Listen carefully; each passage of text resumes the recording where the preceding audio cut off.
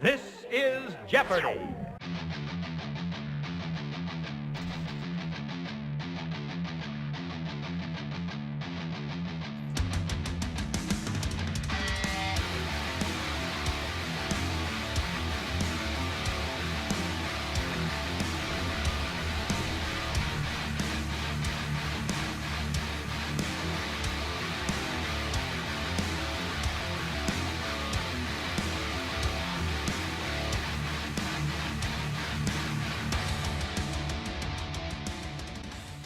It was just a week ago, and we did get a full trailer for season 2 of Amazon's Wheel of Prime as part of their ongoing marketing campaign for this show until it debuts in early September. They're going to be releasing a series of articles trying to pump up interest in the show every Wednesday. They have a hashtag WOT Wednesdays on Twitter. Can I say that? X. Today, The Nerdist seems to be the friendly media site of choice for Amazon to drop an exclusive look at the Wheel of Time Season 2 costume sketches and what drove the fashion on this show. Just notice where the attention is being put, not on the story, not on the characters, on the costume sketches. Apparently, all of these costume sketches are from the series costume designer Sharon Gillam. She also shares insight into her thought process for the costumes, which feature Suan. Wait, let me re-say that. Which feature this show's non-book accurate Suan Sanche, Moiraine Damodred, and the High Lady Surath, and other things that have names stolen from Robert Jordan's books. Wow. Suan Sanche concept art. This article says, as the emerald seat of the Aes Sedai, Suan Sanche must pour forth an image. Gillam acknowledged that Suan remains very grounded, particularly since she comes from a small fishing village. Quote, she wears the robes because she has to, but feels uncomfortable with the grandeur and the pomp and circumstance, costume designer Gillam says. Well, part of that probably is because this is not at all what she wore in the books. I really don't know what the hell this is. I honestly do not get this at all. If this was a French period piece, if this was something from Game of Thrones, maybe I guess I get it, but it along with so many other things including the dialogue, characters, non-story in this non-adaptation of Wheel of Time is just another thing that looks completely out of place. Rosamund Pike. This is indeed this is a tragic image. I I'm not entirely sure what the hell is going on here. Obviously, to me, in my untrained eye, this seems to have very Japanese traditional style. I'm not a style fashion guy.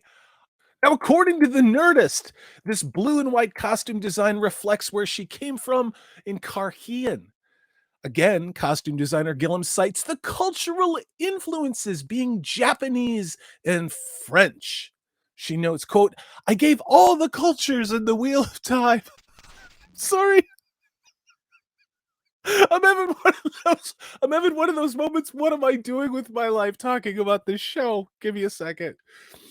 I gave all the cultures of the Wheel of Time a color palette as well as silhouettes, which made them instantly distinctive and different from each other. Now, this article says the diadem that Rosamund Pike is wearing indicates her social status.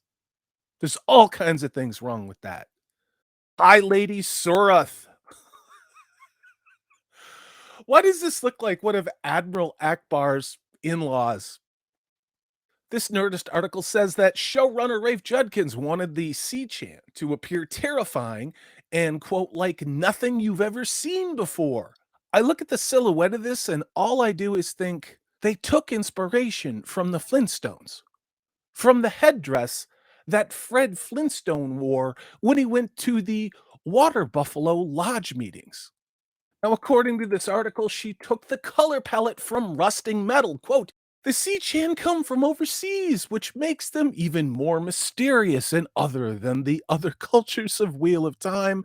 The sea chan are a mix of Mesoamerican and Imperial Chinese. This is reflected in the color palette of the former and the shapes and layering of the latter.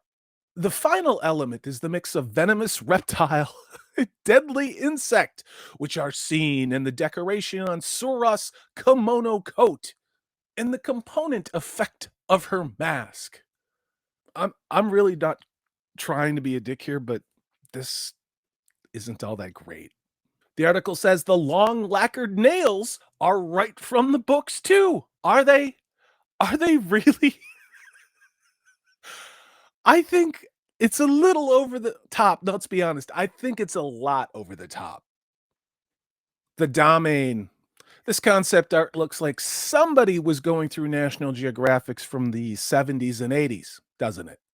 Of course, in the books, the Dame are colored. For whatever reason, the show, and let's be honest, the show is pretty basic bitch. It's probably they didn't want to have a collar because, I don't know, slavery, which actually still goes on in the world. So instead, they had this orthopedic metal back brace, which you could see Egwene in some of the shots in the trailer.